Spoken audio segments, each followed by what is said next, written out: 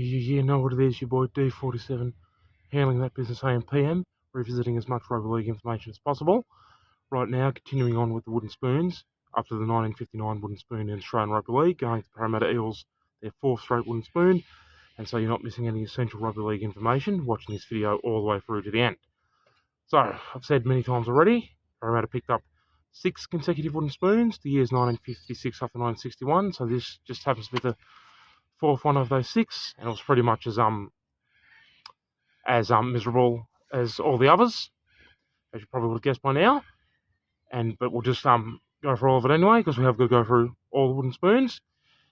So the stats for Parramatta's 1959 wooden spoon: 18 regular season games as per always, and this time they won only 2 and lost 16.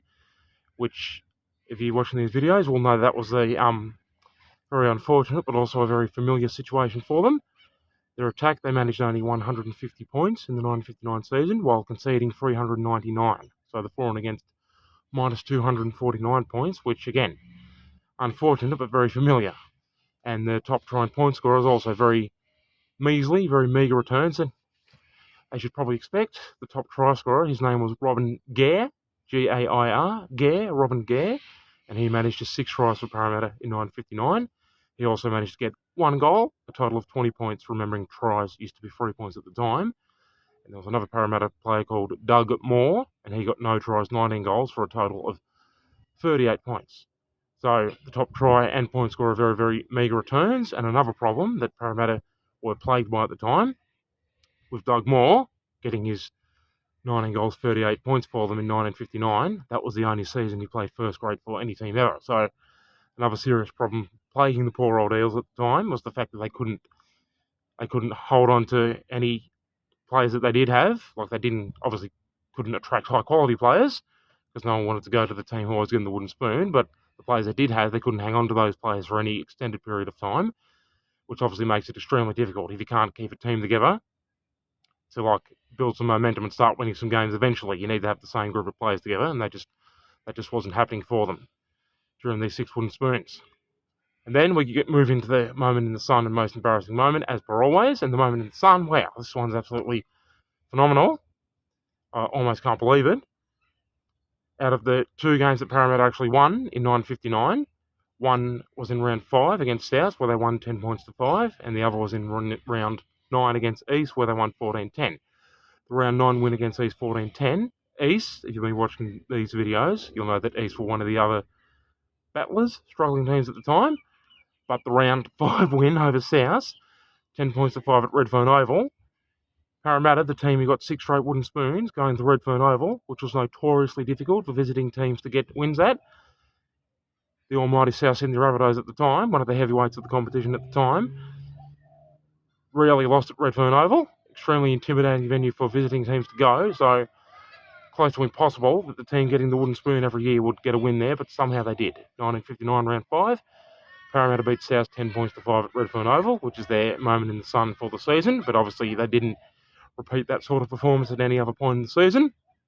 And of their 16 losses, 14 of the 16 losses were by reasonable margins, maybe big margins, but not astronomical margins. But the most embarrassing moment, you can take your pick, drop a comment below which one you think is the most embarrassing moment.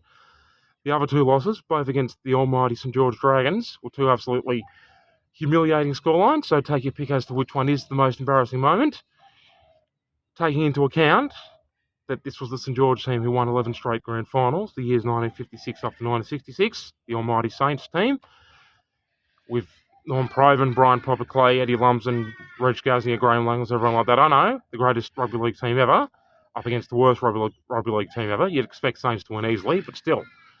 In 1959 round 3, Saints annihilating Parramatta 46 points to 7, putting 10 tries past them. And like I always say, tries used to be 3 points at the time. So that, with 4-point tries, would have been 56 points to 8, not 46-7. Either that's the most embarrassing moment for Parramatta in 1959, or the other time they played St George in round 12, this time, Saints, believe it or not, somehow managing to breeze 13 tries past them and beat them 61 points to 4, believe it or not. 61 points to 4 with 3-point tries. With 4-point tries, that would have been 74 points to 4. So either one. Personally, I think it's the 61 points to 4 scoreline in round 12, but the moment in the sun, the unbelievable 10 points to 5 win against South in round 5 at Redfern Oval of all places, and the most embarrassing moment for Parramatta 9:59, the 2 losses to St George, 46 points to 7 in round 3, that would have been 56 points to 8 before 1 tries, and then 61 points to 4 with 13 tries, that would have been 74 points to 4 had tries been 4 points at the time, also against St George in round 12. So there you go, another wooden spoon popped off out of the way. Out here all day for a on the grind AM PM. Poor old Parra fans, just 2 more now, just 1960 and 1961, the 5th and 6th consecutive wooden spoons, then in 1962 onwards, there'll obviously be someone else getting the spoon. Parramatta do get a few more spoons eventually, but never 6 in a row. And no other team ever got 6 spoons in a row, obviously. Your boy DL47 all day. Thank you for watching, all the way to the end. Toodaloo.